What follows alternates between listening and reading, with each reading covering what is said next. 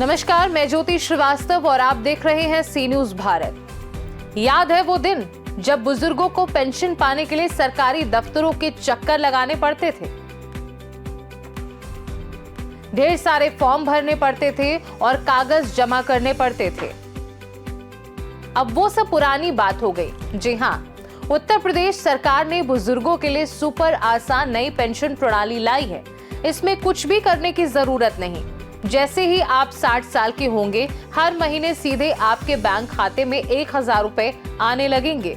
जी हाँ, अब आप सोच रहे होंगे कि आखिर ये सिस्टम कैसे काम करता है, तो चलिए बिना देर किए बताते हैं। यूपी सरकार ने फैमिली आईडी सिस्टम से ये योजना लागू की है। आपको अलग से आवेदन करने की जरूरत नहीं है। जैसे ही कोई बुजुर्ग 60 साल के करीब पहुंचेगा, 90 दिन पहले ही उसका नाम पेंशन लिस्ट में जुड़ जाएगा। इसके बाद हर महीने 1000 रुपए सीधे खाते में जमा होने लगेंगे। खास बात यह है कि आवेदन की जरूरत नहीं है, मगर फैमिली आईडी बनवाना जरूरी है। जी हाँ, आवेदन की जरूरत नहीं है, मगर एक चीज जरूर करनी होगी और वो है फैमिली आईडी बनवाना।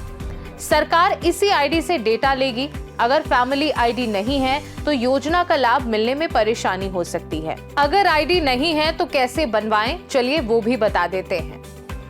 पोर्टल पर जाएं, familyd.up.gov.in पर जाएं और पंजीकरण या रजिस्ट्रेशन पर क्लिक करें।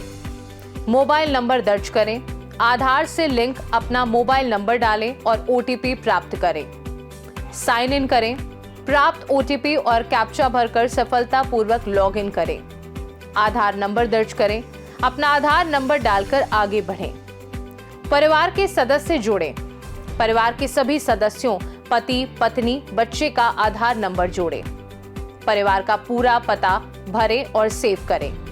सभी जानकारी ध्यान से जांचें और फाइनल सबमिट करें। आपको एक प्रोविजनल आईडी और एप्लीकेशन नंबर मिलेगा, जिसे नोट कर लें।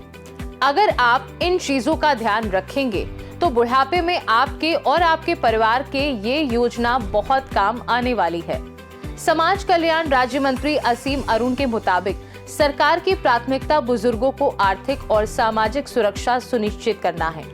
अब सवाल ये भी है कि आखिर इस योजना का लाभ किसे नहीं मिल सकता, तो चलिए वो भी बता देते हैं। यूपी वृद्धावस्था पेंशन योजना का लाभ लेने के लिए आवेदक की उम्र 60 साल से ज्यादा होनी चाहिए। इसके अलावा ये जरूरी है कि वह यूपी का स्थायी नागरिक हो। पेंशन के लिए आवेदक का गरीबी रेखा से नीचे होना जरूरी है।